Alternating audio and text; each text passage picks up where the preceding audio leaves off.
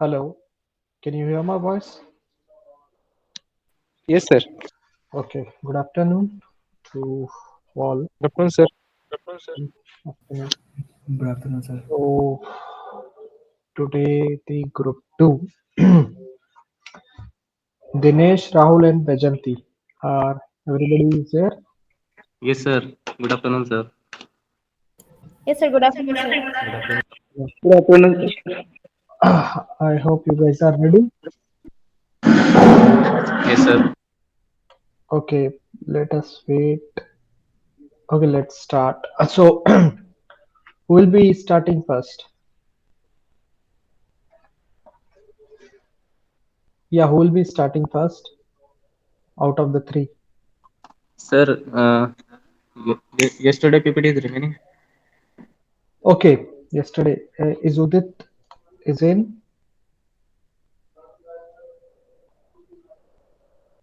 I could not see him.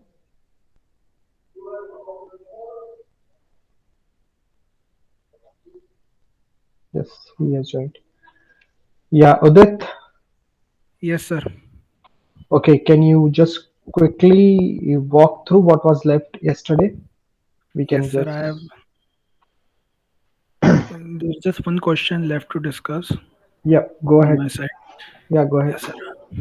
I'm opening that up. Okay.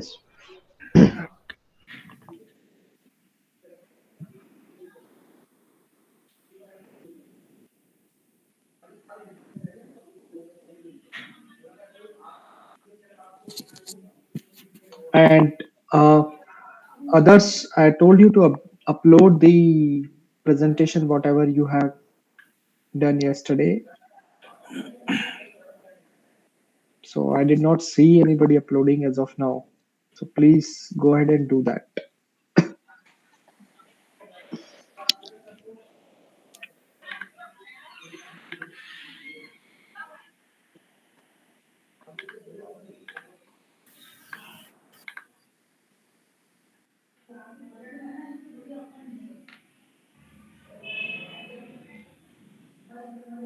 Right, sir. I'm ready. Hello. Yeah, yes, we can see your screen. Go ahead. Okay. So as we can see in this question, we have a structure of three bars. The plane structure shown in the figure A consists of three bars pin jointed at their end at point A, B, and C, as we can see in this figure. The central bar OB is made of a material which follows this particular strain relation. Particular strain relation. The inclined bar O and OC are made of same material which are different from OA and follows a different relation where N2 is smaller than N1. It's just a condition. If the initial angle of the inclination psi is such that plastic instability occurs simultaneously in three bars. The application of vertical load O. Of the vertical load O is shown as. So we are given a figure in which a load is acting on the point O. Load is acting and the plastic instability. Wait, so just 1 second. And the plastic instability is occurring in both of these three simultaneously. So at plastic instability, there is a concept: the stress is equals to the string cover, the imperial constant n1, n2 in this bar, n2 in this bar, and n1 in this bar. Because this bar follows this empirical relation C1 epsilon n1, and these two follow C2 epsilon n2. So we have to prove this following relation. So it's very simple. So we have to, the bar OB is elongated to new position O dash B, bar OC elongated to position O dash C, and OA is elongated to position OA. Because This angle is also be considered as psi because the deviation is small. So we now have, we can say the stress in the cent sorry about that. The stress in the central bar, strain in the central bar is can be written as O dash B minus L divided by L. This is the engineering strain in the central bar or the strain. I'm going for the strain. The strain here is all are in the strain here are engineering strain. In this bar, the length is L of this bar. So we can say O dash B divided by L minus 1 is equals to epsilon.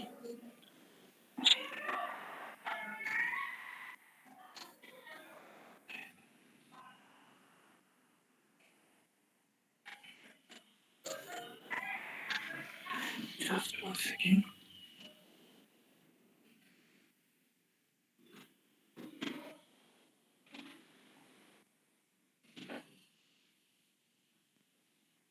So now this relation will give rise to O dash B divided by L is equals to epsilon plus 1. We know that true strain is equals to ln 1 plus engineering strain. So 1 plus engineering strain will be equals to exponential of true strain. So it will become O dash B divided by L is equals to epsilon this. And we know the true strain will be in the central bar will be N1. So we have a relation which is O dash B is equals to L exponential times N1.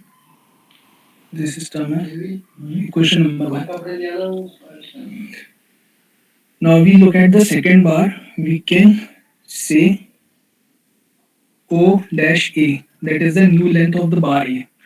L sec psi, that is the original length of the this bar, which can be easily calculated as sec phi psi is equals to OA divided by L. So OA is equals to L sec psi. OA minus L sec psi divided by L sec psi is equals to strain. That will give us OA O dash A L sec psi is equals to strain plus 1. The same relation, the same concept applies here as of above. Now, due to the same thing that I have explained earlier, strain plus 1 is equals to exponential of true strain. So here we can say O dash A divided by L sec psi is equals to e raised to power n2 or e raised to power true strain is equals to e raised to power n2. That will give us O dash A is equals to L sec psi dot E n2. This is our second relation.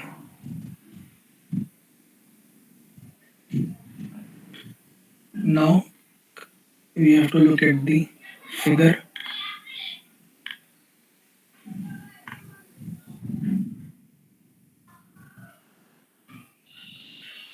Considering the triangle A, B, and O dash, we can say it's a right angle triangle. So A O dash square is equals to AB square divided by B O dash square.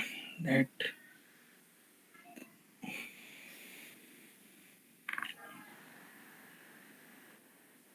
triangle O dash A B here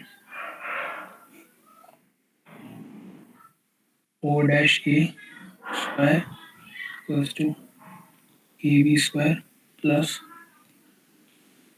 O dash B square.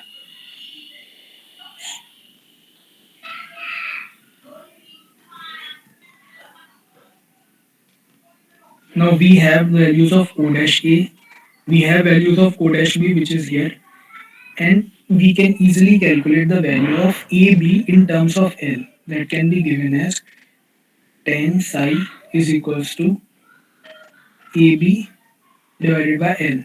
So AB comes out to be L tan psi. We can put all three values here. We will get L sec psi E n2 whole square minus L E n1 whole square is equals to L tan psi whole square. L cancel itself out.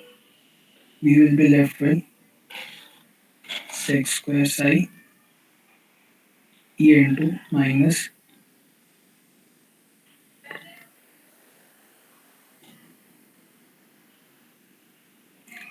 Now from a property of a trigonometry, we know tan square psi is equals to sec square psi minus 1. This is a trigonometric property. We have to apply this property here.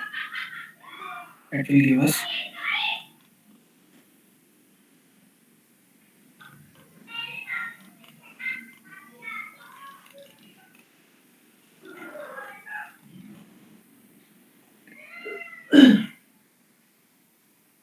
rearranging it. We would get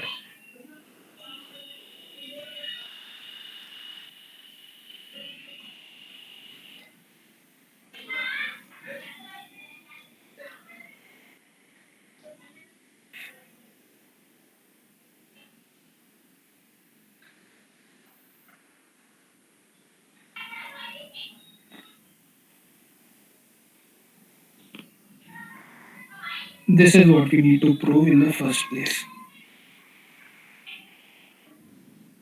So, hello, any doubt in this? Hello? Yes, anybody has any doubt? It is more of a mathematical expression. So if anybody has any question, yeah, Udit, Yes, sir. make clear what is the plastic instability when you are speaking up to the all the students. What is plastic instability? थोड़ा सी इसको brief कर दीजिए so that they should make it out. So plastic instability is a point beyond which the necking starts. Hmm. Before that, the material can show permanent and temporary stains developing in it. But after a point, there is a no return. There is a no return point after which Yeah. the element starts breaking up. So It's called necking. The element starts becoming thin from particular portions of the body. So that's called plastic instability. yeah, so just show it on the stress strain diagram to all how when we say like in stress strain diagram, what is the plastic instability point where we will call it, right? So that will make them clear.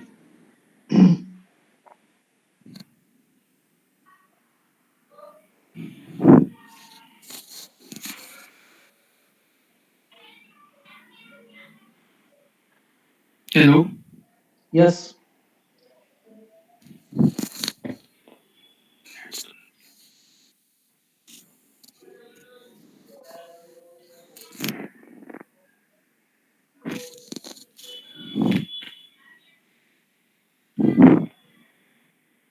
yeah, Udit.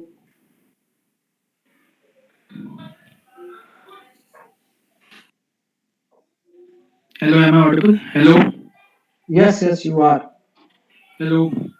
Yes. Udit, can you hear us?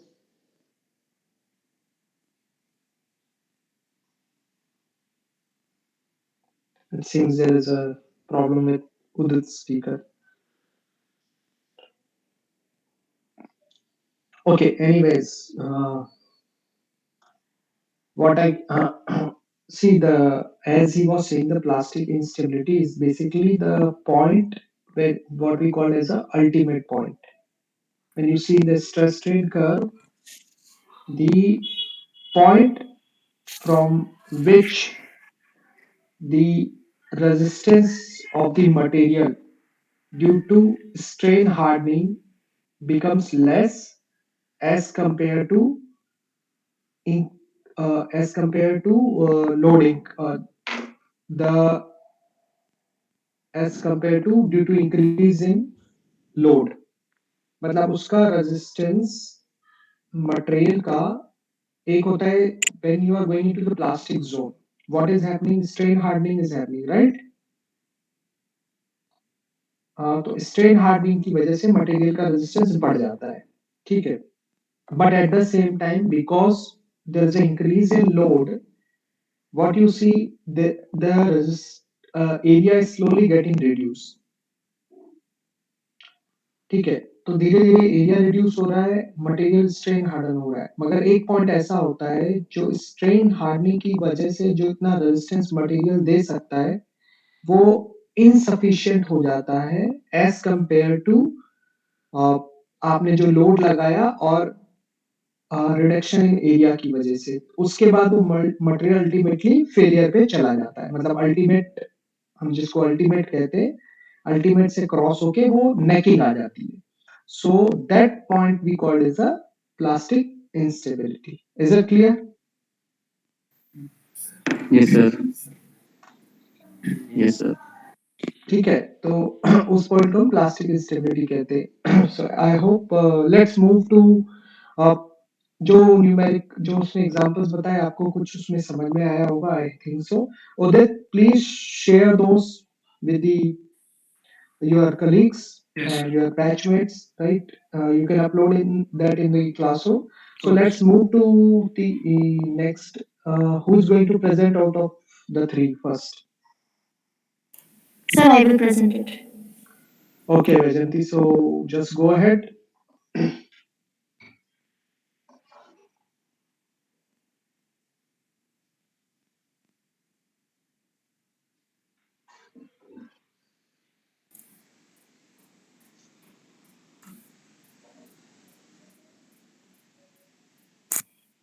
Is my screen visible? Yeah, yes, it is. Yeah.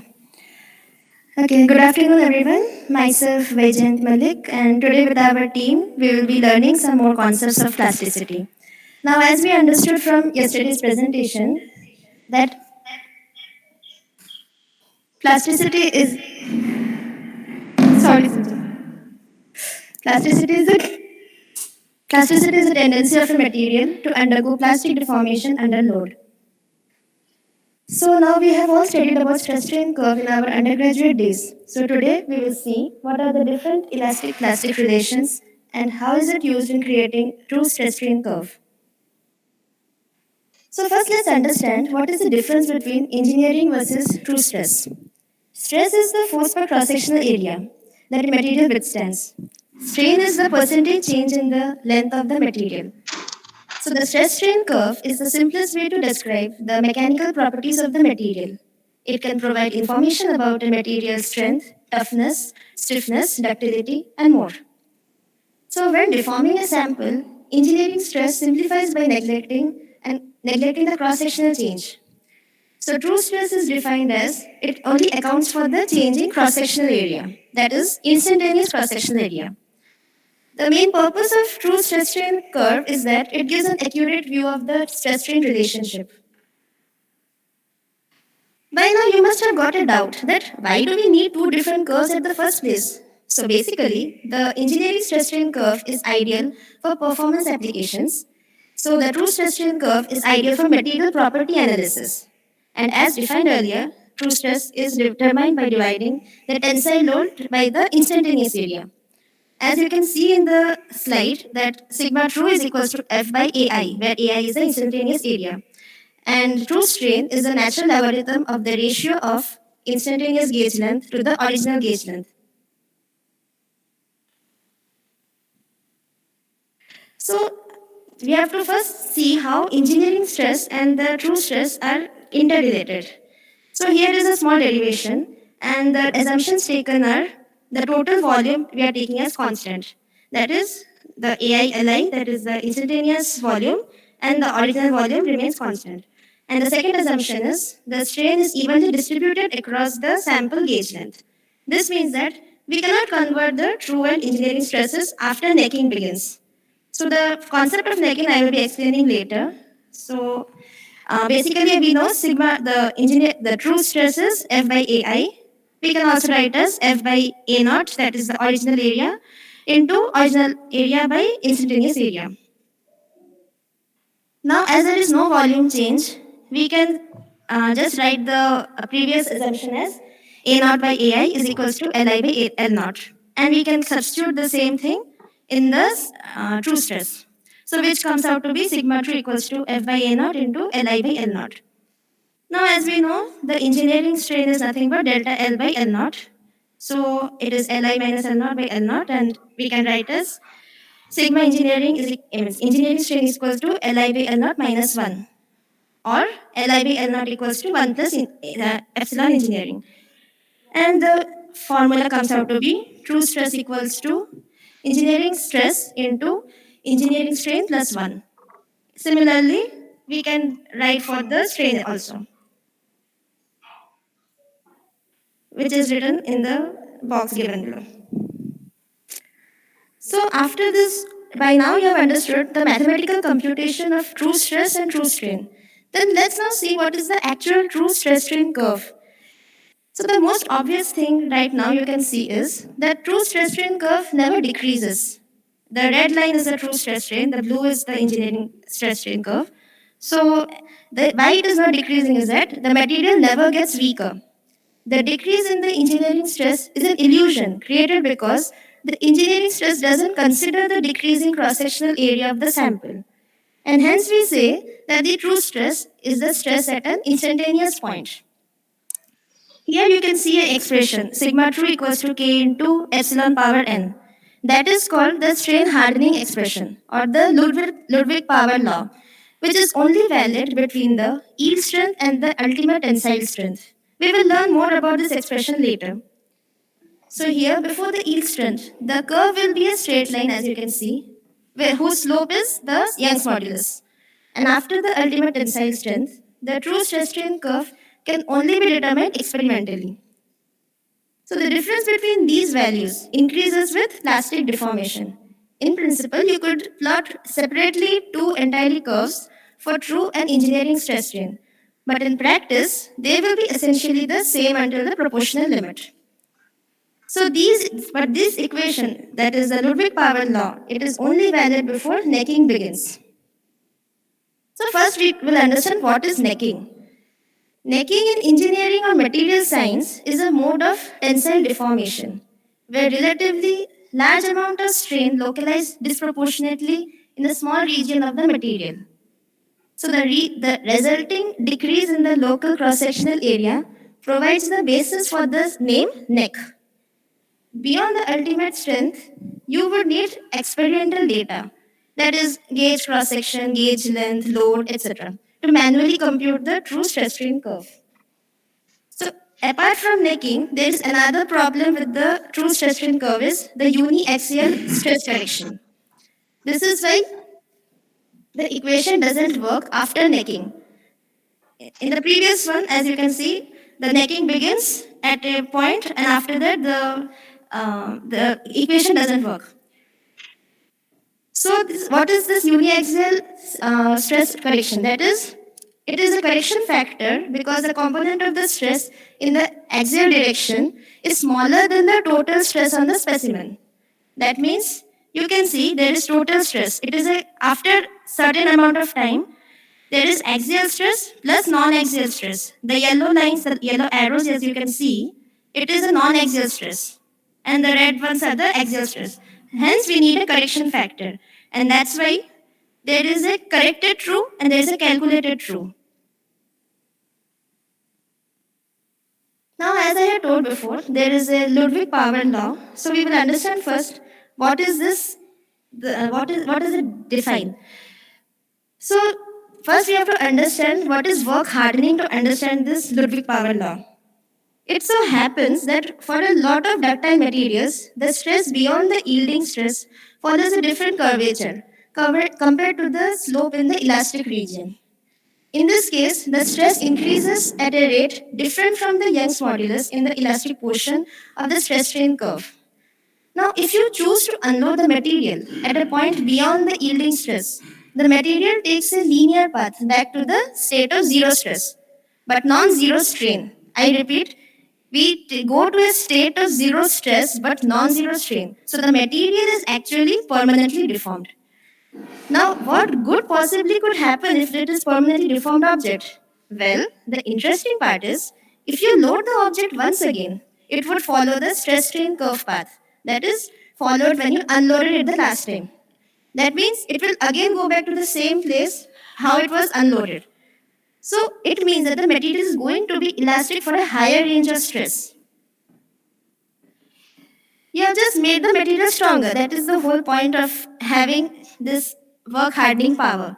So the equation says sigma equals to y plus h into epsilon power n, where y is yield strength and h is the material dependent strength coefficient and n is the work hardening power. Now there are three cases. The equation, if it is an n equals to 1 case, comes out to be sigma equals to y plus h into epsilon. So the equation represents a material which is rigid up to the yield stress y, followed by deformation at a constant strain hardening rate h. It may be applied to cold worked materials. Vajanti, Yeah, uh, please. can you just show what you just said that when n is equal to 1, Uh, your sigma would be y plus h with the help of a sketch on your PPT? Sketch. Okay.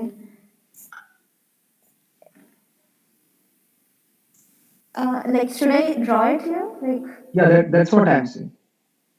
Um, like it is going to be material which is going just yield stress, right? Like, it will be the normal engineering stress strain curve. Yeah, so it's elastic plastic material you are saying Yeah, yeah. that will, yeah, that will have like sigma equal to Y y, plus h into yeah, y, epsilon. yeah, that's fine. Epsilon, that if it is 1, Yeah. right? N equals to 1. 1. So that's what I want to see how it will look like into a stress strain diagram. Can you just show it? Uh, like, okay, can I give you, like, how can I sketch it? That's what I'm thinking actually. Or you can have the pointer. You can take the pointer in the PPT. Okay, Get out of the slideshow mode. okay. There would be somewhere uh, on the top you can see uh, pointer will be there. Go to the draw. Yeah, draw. Yeah, here you And, have. Yeah. okay. Like,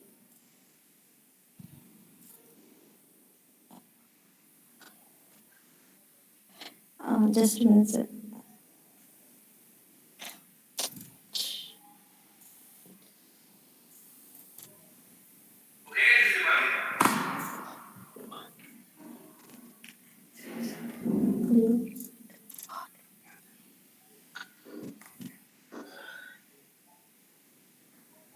I got this.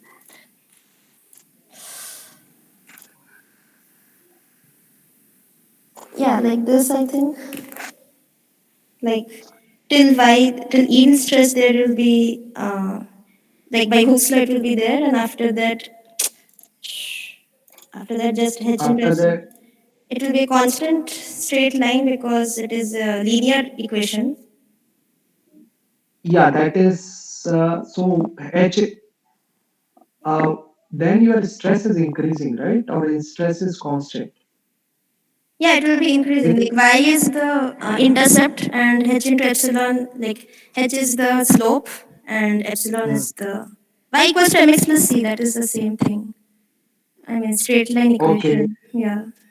So y equal to mx plus c, but is this line has a c anywhere I at mean, the yeah, that's what, like, sorry, this one. I'm making it a mouse, that's what it's happening. Yeah, yeah. So that makes more sense. Yes, yeah, fine. okay. Mm, Yeah, go ahead, go ahead. yeah, yes, yes. So, yeah, so n equals to 1 case is the equation represents a material which is rigid up to the yield stress y and followed by deformation at a constant strain hardening rate h. So it will be applied to cold work materials and gives an especially good fit for half hard aluminium. Now for n less than 1 case, in this case it will be a sigma equals to y plus h by epsilon. So it is an elastic component of the strain is neglected. And after yield point material, work hardens. However, due to the plastic deformation, there is no linear relation between stress and strain. That is, work hardening is not linear.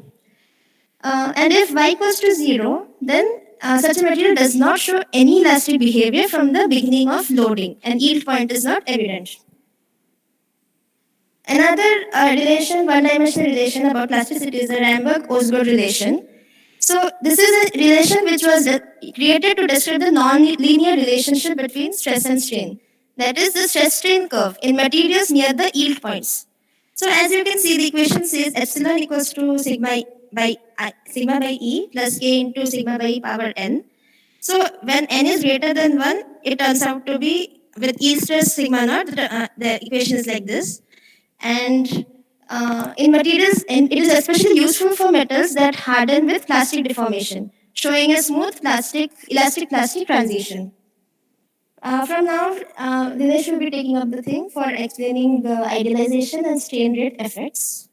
So I am done. Thank you. Yeah, so is there any question from anyone?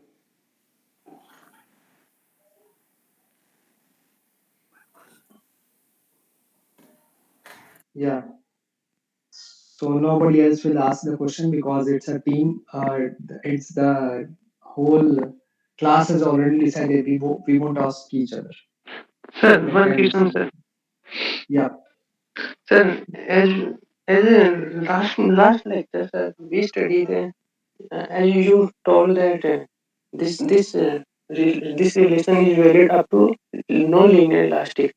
But as Vajanti yeah. said, it's valid to ultimate ultimate limit. Sir, I am Uh, which one you are saying?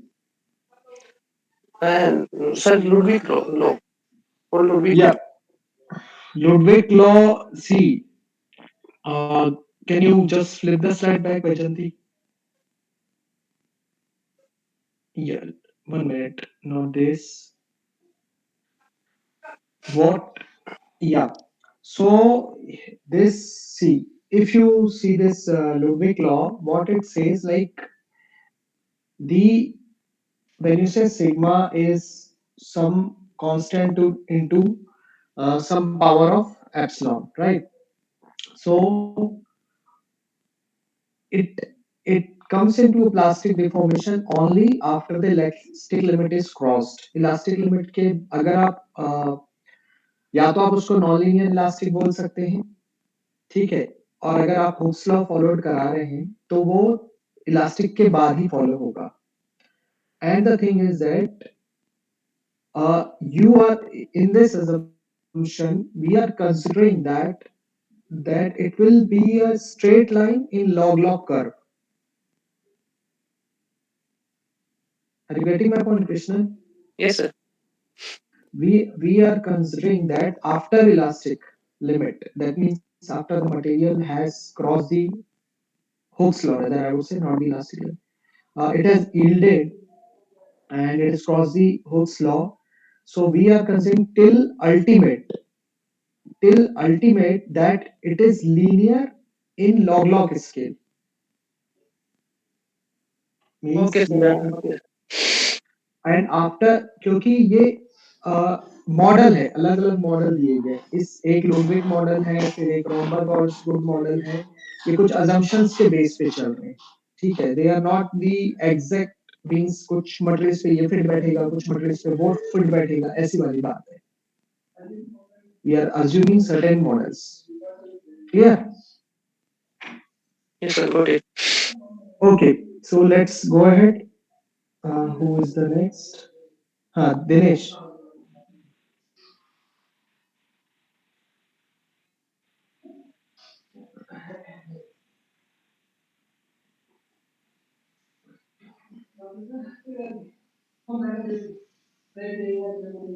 Yeah, Dinesh.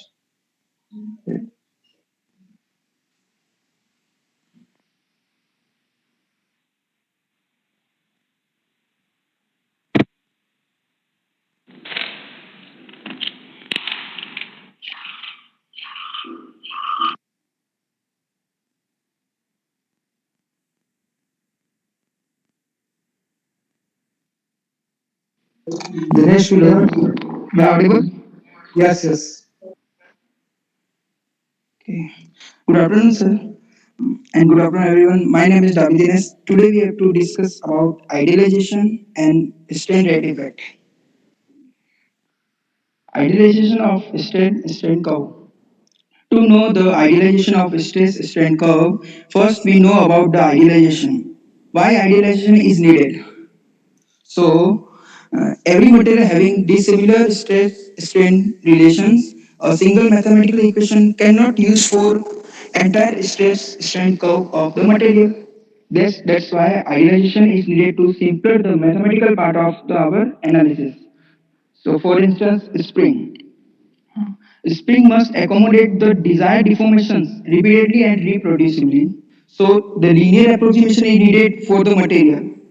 And for bumpers, bumper should deform plastically in case of an accident. Approximation is needed for plastic region as elastic regions. And in case of fractures, there are two types of structures: brittle structure and ductile structure. And in brittle structure, fracture with little plastic deformations. But in ductile structure, there are difficulties in predicting the fractures. So non-linear relations between stress and strain. And in case of fatigue, occurs even if the stress are below the yield strength, and the linear relation between stress and strain. So there are some idealized model of stress strain curve. First, for rigid material. Rigid material is one which has no strain regardless of applied stress. So this type of idealization is useful in the studying of the motions and forces on the machine parts to provide the power and for resisting to wear. And the second, for linear elastic material, uh, is one in which the strain is proportional to the stress. So this type of idealization is useful when we design for small deformations, for stiffness, or to prevent fatigue or fracture in brittle structure. Now, for perfectly plastic material, is one which produce no restoring force for any value of applied stress. For example, putty and wax. And the fourth one is for elastic, perfectly plastic material, and is one which will deform plastically once yield occurs.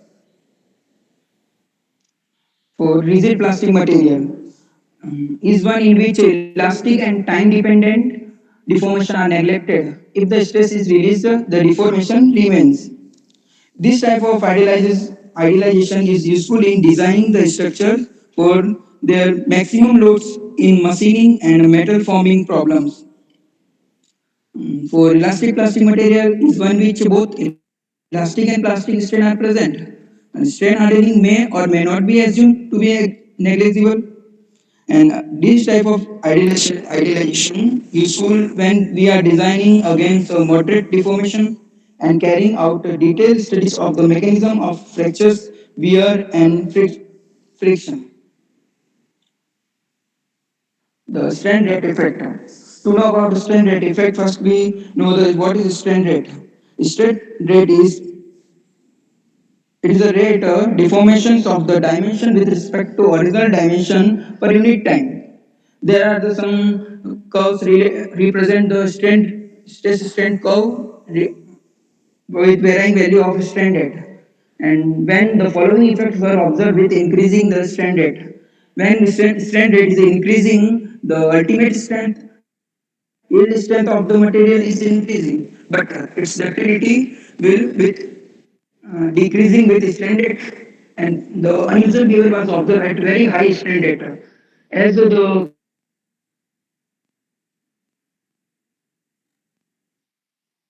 the red curve shows the at a maximum value.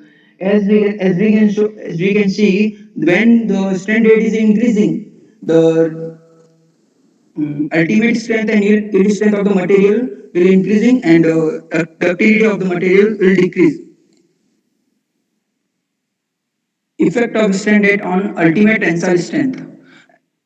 As you can say, the increasing ultimate strength with strand rate and work hardening decrease strongly during plastic deformation of sample at 10 raised to minus 4 as shown in graph, and necking phenomena was observed in this strand rate before fracture. So in this graph, the ultimate strength, the curves are so different alloys with increasing in ultimate strength by increasing in strain rate, and the ultimate strength is becomes maximum at the same strain rate. So every material have the different strength. As increasing strain rate, the ultimate strength will increase. Uh, Effect of strain rate on yield strength. Dinesh, Increasing in yield. Dinesh, Yes, sir. Yes, sir. go back to the last slide. Yes, sir. So explain this figure, आराम से explain करिए slowly so that everybody should make out of it what this figure is trying to say. How यहाँ पे मतलब कि ये जो curves दिए हुए हैं, मतलब कि टोटल 5 डिफरेंट अलॉय के कर्व्स दिए हुए हैं।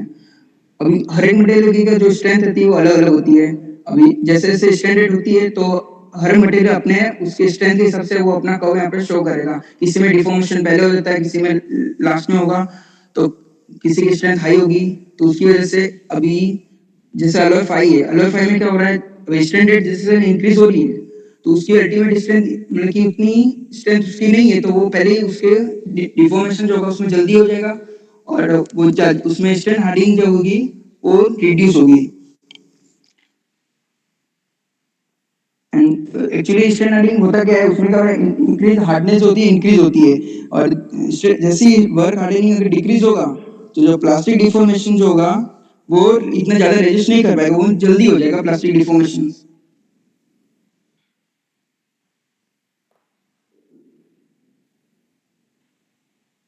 so here basically you want to say there are five different alloys, yes sir. and when you are increasing the strain rate on let's say alloy 5, yes sir. so what is happening? What is the conclusion we are making out of this figure? That ultimate tensile strength is like I can see you are saying like it's increasing, that it is becoming a more or less constant with increasing strain rate. In the initial phase, it sir seems अलग five में क्या होगा, जो strength होगी वो एक maximum value तक बढ़ेगी, उसके बाद ज़्यादा नहीं बढ़ पाएगी अभी इसकी स्ट्रेंथ। और सर हाँ, तो आप जो कह रहे हैं कि शुरुआत में स्ट्रेन रेट के साथ अल्टीमेट स्ट्रेंथ बढ़ी, जी sir. then it is more or less constant. Yes sir. And so basically, you want to convey out of this figure that if we increase the strain rate, ultimate strength is increasing. That's what the, however, the impact might be different for different alloys.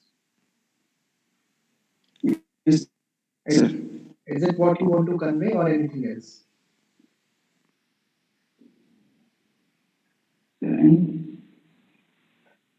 Are you getting what मैं जो कह रहा हूँ वो आपको समझ में आ रहा है मैंने जो कहा? Yes sir. सर ये अभी सर इसकी जो LF5 है उसकी जो स्ट्रेंथ स्ट्रेंथ होती है वो कम होगी अभी। एक्चुअली क्या होगा, अल्टीमेट स्ट्रेंथ सब में बढ़ेगी, इंक्रीज होगी, लेकिन अलग फाइव में मैक्सिमम लेवल तक इंक्रीज हो जाएगी। उसके बाद क्या होगा, उसमें जो स्ट्रेंथ हार्डनिंग जो है वो एकदम डिक्रीज होती जाएगी, जल्दी हो जाएगी उसमें, मतलब कि ज्यादा देर तक प्लास्टिक डिफॉर्मेशन नहीं कर पाएगा और उसमें नेकिंग स्टार्ट हो जाएगी। तो उसमें उसकी स्ट्रेंथ नहीं बढ़ेगी, वो उतनी कांस्टेंट स्ट्रेंथ पे वो फेलियर हो जाएगा, फ्रैक्चर हो जाएगा एट द एंड। और सपोज है alloy for having maximum ultimate strength, तो वो ज़्यादा देर तक मतलब कि प्लास्टिक डिफॉर्मेशन उसमें ज़्यादा होगा और उसमें वर्क हार्डनिंग भी होगा ताकि रजिस्ट हो जाए प्लास्टिक डिफॉर्मेशन, और उसमें फेलियर जो होगा थोड़ा लेट होगा।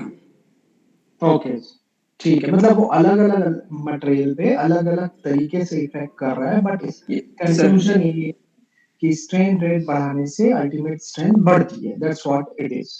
However it may have a different yes sir. Yes effect sir. On different alloy, right? That's what it is. Yes sir. ठीक है, चलिए नेक्स्ट स्लाइड पे चलिए। Yes sir.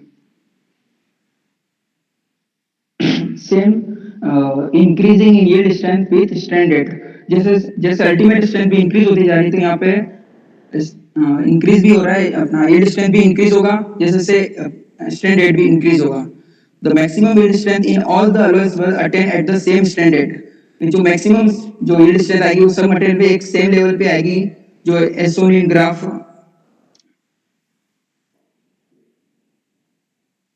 Effect of standard on ductility. It was observed that at the standard for which strength is maximum, the ductility values of the alloys passes through the minimum. अभी ductility का ductility होती है कि plate को और मतलब कि कोई भी शेप ऐसे गेन कर पाएगा विदाउट लूजिंग इट्स स्ट्रेंथ और without breaking.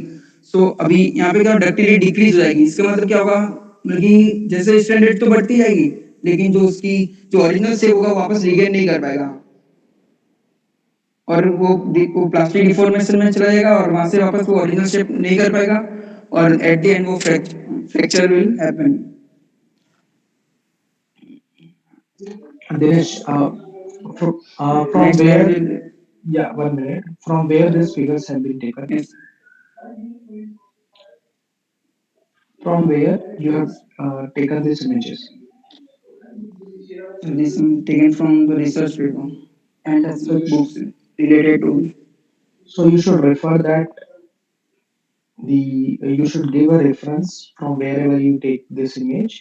At the yes end sir. of figure के नीचे आप एक छोटा सी रेफरेंस दे देते हैं 1 2 3, और वो 1 2 3 आपके at the end of the slides you will have the detail of that 1 2 3 what the reference one is, right? That yes how it sir. should be. Go ahead, chalo. Yes sir. Okay, next slide will represent by Rahul.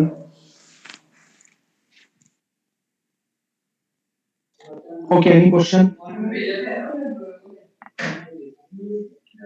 No, so let's move. Yep, Rahul. Hello. Yes, we can hear you. Hello. Okay, sir. Good afternoon, sir, and good afternoon all.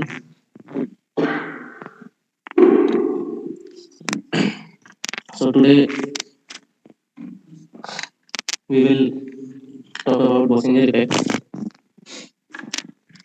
So as we saw, our friend Krishnakant gave a overview about Bossinger effect yesterday. So now we will study about Bossinger effect. What is the effect? So Bossinger effect is a phenomenon in plastic flow, and so the most materials plastic deformation in one direction will affect subsequent response in another direction, and in which the plastic deformation of a metal increase the yield strength in the direction of plastic flow, and after that decrease in yield strength in the opposite direction, as we can see in this figure. So we can understand from by draw. Sir, can I draw this figure? Sure, you can do that, no problem. Wait, sir.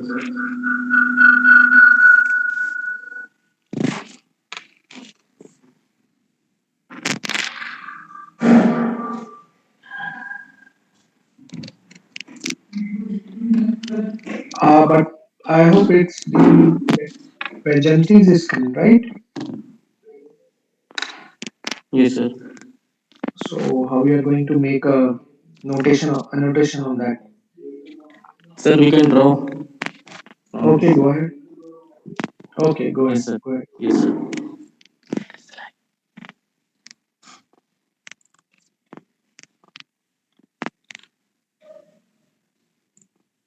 Like this is the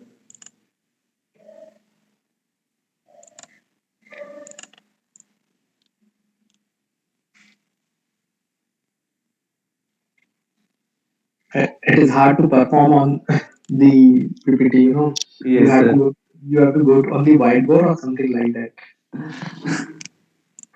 Either you go to the Paint application. It will be very Yes, difficult sir. here. Yes, sir. Okay, so from the diagram we can see that if we apply tension force on the material first from the point, and after that on this point it gains the yield point, means enters in plastic stage and cross the elastic stage. So above reason, so it means that when we apply tension force after removing the load or unloading, now it has crossed the yield point, and this region is elastic plus plastic. Now on unloading it will not travel on the same path, means the path now it has same strain, it will not recover some length. So now we apply compressive force on the material in the negative direction. The path traveled in compressive force is the below shown. So if initially we give compressive force directly to the material, not tension force, then we get this graph, which is we can see below on the negative y-axis. With the dotted lines, Yes, right? sir. So graph will deform easily. This is the Bossinger effect. And on the other hand, if we apply compressive force, then tension force are generated in the material, and then it will follow the path which we can see on the above positive y-axis.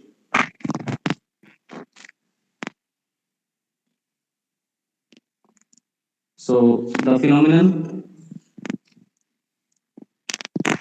this is the Bossinger effect.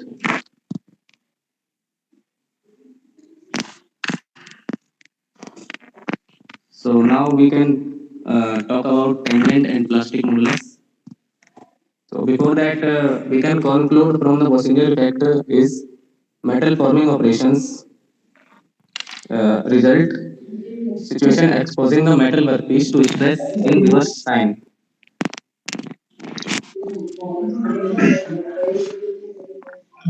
Can you where you will apply this? Is it in good? Is it good to have a Washington effect, or it is a disadvantageous, or any other thing you want to explain more about Washington effect? Sir, this is not advantageous because the presence of the Bossinger effect complicates any plasticity theory. So the assumption of plasticity is we neglect the Bossinger effect. We Yeah. cannot So that. consider. Mhm. So that's what Yes. the statement we should make that we generally neglect the Washington effect when we uh, uh, study the or we made the assumption that we don't consider the Washington effect when we study theory of plasticity. Yes, sir. However, we should be aware of it, what it is, but mostly we avoid it. We Yes, consider sir. the equal same phenomena when we reverse the direction of loading. Like what happens in the at tensile will happen in the compressive. Yes, sir. This This is what we do. Okay, go ahead. So now we talk about tangent and plastic modulus. So as we know, the stress and strain are related through sigma is equal to E epsilon in elastic region. So what is the tangent modulus? It is the modulus. The line is tangent to yield point is called the tangent modulus, and you can draw any line on this point is called the tangent modulus. So we can write d sigma is equal to k into d epsilon, where d epsilon is the change in true strain,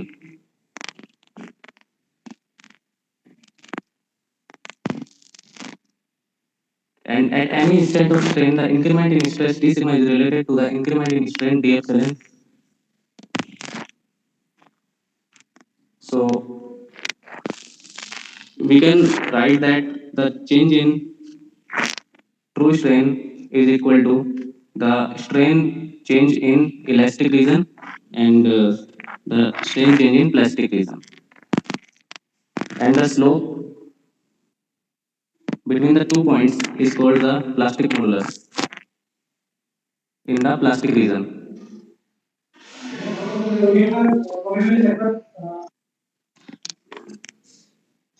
Can you So explain the plastic modulus once again, Rahul?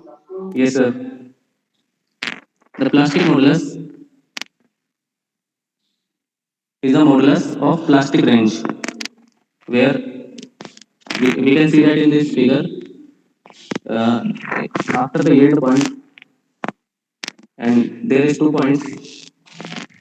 So when we draw the tangent in between the 2 points, we get the plastic modulus in the plastic range,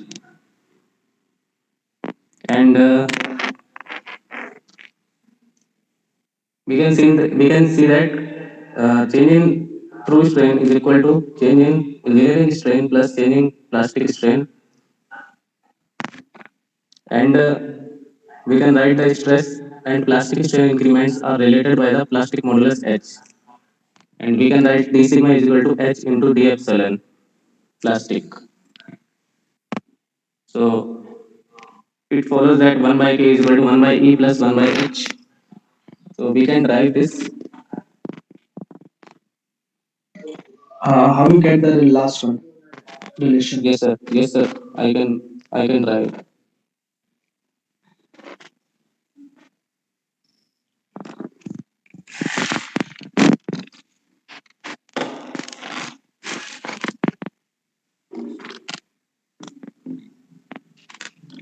So, sir, it is visible.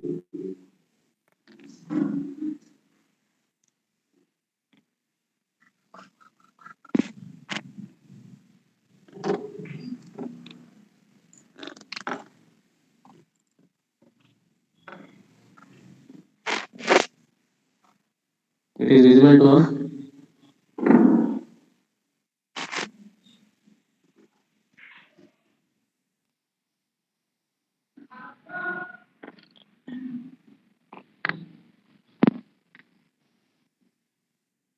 Rahul, Yes, sir.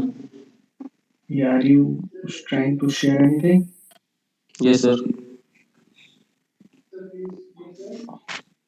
What we can see. Uh, Yes.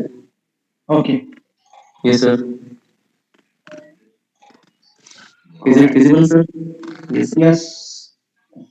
So, sir, it is follows that 1 by k is equal to 1 by e plus 1 by h, where h is plastic modulus and k is tangent modulus and e is Young's modulus. So we know that d sigma, we know that in elastic range sigma is equal to e epsilon engineering strain, and when we take the small change, d sigma is equal to d epsilon e engineering. So we can write this first equation, and the relation between the tangent modulus is d is equal to this, and the relation between the change in stress with plastic modulus is this, with plastic strain. So we can put in the stress change formula is equal to the true strain change is equal to elastic strain plus plastic strain. So from the equations 1, 2, and 3, we get, and from the equations 1, 2, and 3, we put this in equation 4. So d epsilon is equal to d sigma by k is equal to, and the elastic strain we can write d sigma upon d epsilon strain, d sigma by e, sorry, plus, and from the third equation we get d sigma upon h. So we can take common, so d sigma is cancelled, then we can get this equation.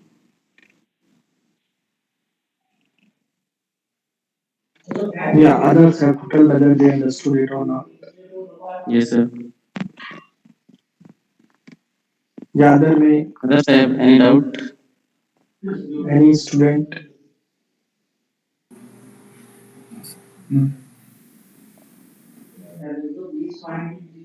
So it's okay with all of you.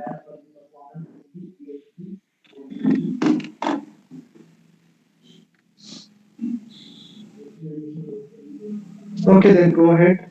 If nobody has no doubt, I don't have an issue. Yeah. Okay, sir.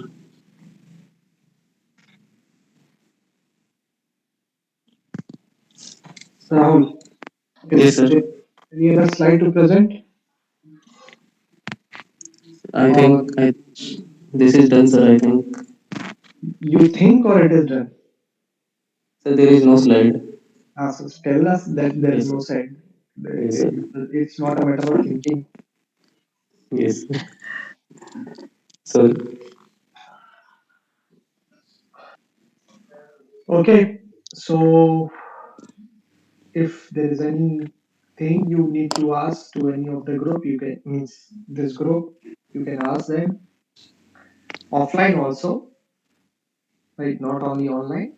You can ask them offline what they have presented, right? If you have any issue asking any question in front of me, you can ask them offline, right? And I don't think so. This the student will have any problem answering the questions. Okay, na? You guys can answer the questions. What have Yes, sir. Yes, sir. Yes, sir. okay? Then fine. Then we'll meet with the next presentation on Thursday. Yeah. What time you would like to have it at 10 or the same time? 10? 10 o'clock? Yeah, everybody is okay with 10 o'clock, so we'll have it at 10 o'clock then.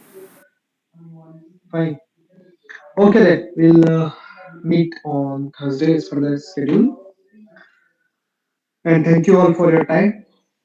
See you in the next class. Thank you, sir. Thank you, sir. Thank Thank you you, all. sir. Thank you, sir.